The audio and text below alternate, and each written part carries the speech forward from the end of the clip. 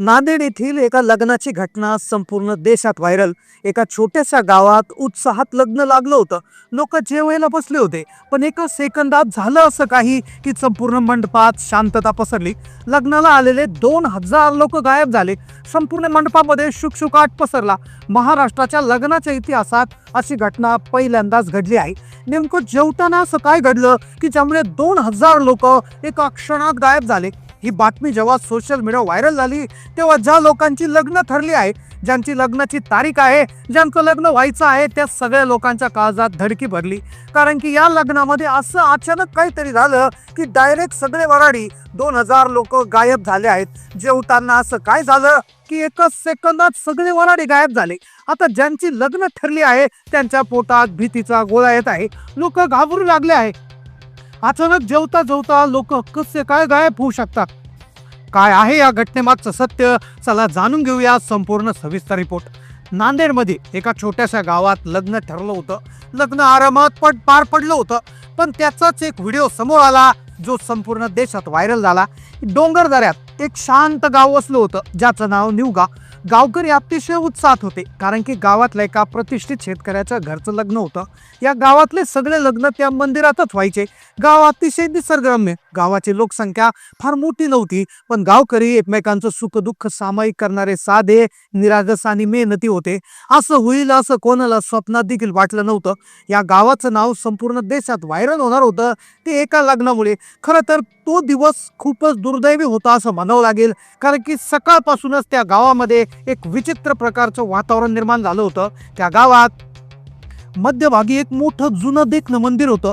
ते होतं हनुमान मंदिर. गावातली कुठलीही मोठी घटना, सण किंवा उत्सव, कीर्तन किंवा लग्न सोहळे सगळे त्या मंडपाच्या सभाभोवतीच होत असायचे. अगदी तोही दिवस तसाच होता. सकाळपासून उत्साहाचं वातावरण. सकाळपासून गावात एक वेगळाच उत्साह होता, कारण की गावातील एक नामवंत शेतकरी बाळासाहेब पाटील यांच्या मुलाचं लग्न होतं. वराचं नाव होतं अक्षय आणि वधू होती शेजारच्या गावातून आलेली कोमल. दोन्ही घरं शेतीत, संस्कारात आणि कर्तृत्वानात बरोबरीची असलेली. लग्नाची सांगता मंदिरातच व्हावी असा निर्णय गाव पंचायतीनं घेतला होता. सकाळी 9 वाजता मंगल स्नान, 12 वाजता मुहूर्त आणि 2 वाजेपर्यंत मंडपाच्या बाजूला जेवणाची व्यवस्था होती. परंतु लग्नात असं काही घडेल, 2000 लोक डायरेक्ट गायब होतील, जेवताना एका सेकंदात असं काहीतरी विचित्र घडेल असं कुणालाच वाटलं नव्हतं. कुणाच्या मनातही विचार आला नसेल की त्या दिवशीचं लग्न, ज्यामुळे हे गाव संपूर्ण देशात व्हायरल होणार होतं. लग्नासाठी रंगीत मंडप उभारला गेला. पाटावर शेकडो सजावटींच्या पाळ्या लटकत होत्या. गावातील महिला सुद्धा एकत्रित आल्या होत्या, कारण त्यांना त्या दिवशी हळदी समारंभ सुद्धा होता. लग्नाला वराड निघालं होतं. वधू पक्षाकडून आलेली मंडळी मोठ्या संख्येनं हजर होती. वराड्यांची गाडी मंदिराजवळ पोहोचली की ढोल ताशा, लेझीम, झांज या वाद्याच्या गजरानं संपूर्ण गाव दणाणून गेलं होतं. अक्षय आणि कोमल मंडपात स्टेजवर आले. वरानं शुभ्र धोतर, पांढरा शर्ट, सोन्याची शाल पांघरली होती. वधूनं हिरवी पैठणी नेसली होती. नाकात नथ, केसात गजरा, डोळ्यात लाज आणि ओठावर हलका अचू. अगदी राजबिंडा नवरा नवरीचं ते चित्र होतं. संपूर्ण गाव जमलं होतं. सगळेजण नवरा नवरीकडे बघत होते, पण कुणालाच कल्पना नव्हती की पुढील 15 मिनिटांमध्ये काही वराडी तिथे शिल्लक राहणार नव्हता. पुढे त्यांच्या सोबत एक असा भयंकर प्रकार घडेल असं त्यांना कधीच वाटलं नव्हतं. हे गाव देशाच्या नकाशावर आहे असं कुणालाच माहिती नव्हतं, पण अचानक 2000 लोक गायब झाल्याचा व्हिडिओ समोर आल्याने संपूर्ण देशाला या गावाची माहिती समजली. संपूर्ण देशात गाव व्हायरल होत होतं. या घटनेनंतर लोकांना विश्वासच बसला नाही. पण म्हणतात ना, जेव्हा वेळ स्वतःवर येते तेव्हा स्वतःला समजतं त्या घटनेचं गांभीर्य. या गावातले लोक जेवताना त्यांच्यासोबत असं काहीतरी घडणार आहे ज्यामुळे संपूर्ण देशात नाव व्हायरल होणार याचा विचारच केला नव्हता. ते लग्न सुरू झालं. पारंपरिक पद्धतीनं रीतिरिवाजाप्रमाणे सगळे विधी सुरू झाले. नवरदेव नवरी स्टेजवर आले. हळदीचा कार्यक्रम देखील त्याच दिवशी, सुपारीचा कार्यक्रमही त्याच दिवशी. सगळं एकाच दिवशी करायचं होतं. प्रचंड लगबग सुरू होती, कारण की लग्नाची घटिका आता जवळ येऊ लागली होती. अतिशय मंगलमय वातावरण. जणू देव स्वतःच मंदिरात उभा राहिला की काय असं वाटत होतं. शेवटी लग्नाची वेळ आहे ती जवळ आली. त्यानंतर भटजींनी मंगलाष्टका सुरू केला. वधूवरांनी 7 फेरे घेतले आणि अखेर अखेर ते लग्न पार पडलं. ज्याला महिनाभरापासून तयारी सुरू होती, अखेर ते मंगलमय कार्य पार पडलं. वधूच्या आणि वराच्या पितेने जो निश्वास आहे तो सोडला. पण त्यांना माहिती नव्हतं हे लग्न झालंय, पण आता जेवायला वाटल्यावर जे होणार आहे त्याची कल्पनाच त्यांना नव्हती.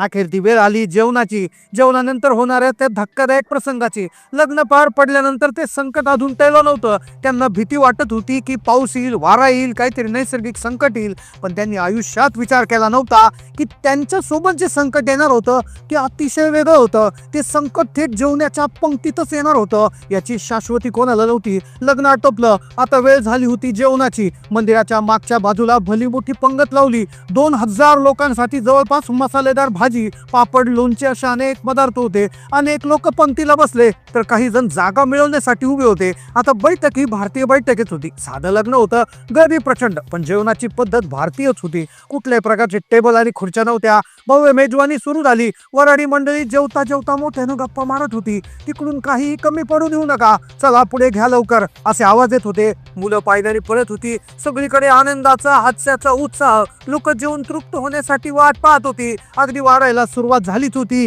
पण याच पुढच्या क्षणात संपूर्ण पंगतीमध्ये कोलाहलात बदलणार होती. 2000 लोक एका क्षणात गायब होतात.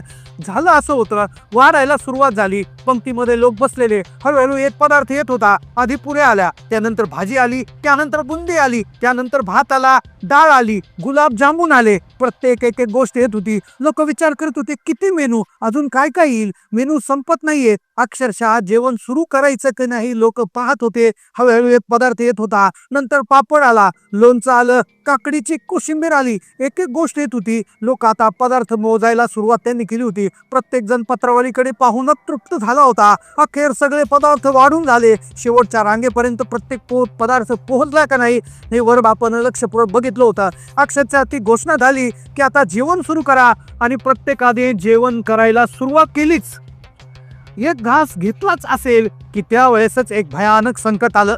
साधारणपणे दुपारचे 2 वाजलेले. अचानक हवेत एक विचित्र आवाज येऊ लागला. सुरुवातीला लोकांना वाटलं कोणच तरी फोन व्हायब्रेट होतोय किंवा एखादा ड्रोन शूट करत असेल, पण तो आवाज सेकंदाला वाढत होता. आकाशात अचानक काळे ठिपके दिसू लागले. एका लहान मुलाने आकाशाकडे बोट दाखवून ओरडलं, आई ते बघ वर काय आहे. पण पुढच्या क्षणी लोकांच्या अंगावर काटा आला. ते काळे ठिपके काय होते? त्या ठिपक्यातून व्हायब्रेट झाल्यासारखा आवाज काय येत होता? ते काळे ठिपके आता असं काय करणार होते की 2000 लोक गायब होणार होते? ते काळे ठिपके दुसरे तिसरे काही नसून आग्या मोलाच्या हजारो मधमाशा होत्या. वडाच्या झाडावर एक भलं मोठं पोळं कुणीतरी नकळत दिवसलं होतं. त्या मधमाशा थेट लग्नाच्या मंडपात घुसल्या. पहिली माशी एका पाहुण्याच्या ताकात पडली. दुसऱ्या सेकंदाला हजारो माशा लोकांच्या डोक्यावर आणि चेहऱ्यावर हल्ला करू लागल्या. आता लग्न मंडपात सुरू झाला हाहाकार. नांदेडचे ते कंतेर वराडी जीव वाचवण्यासाठी सैरा वैरा पडू लागली.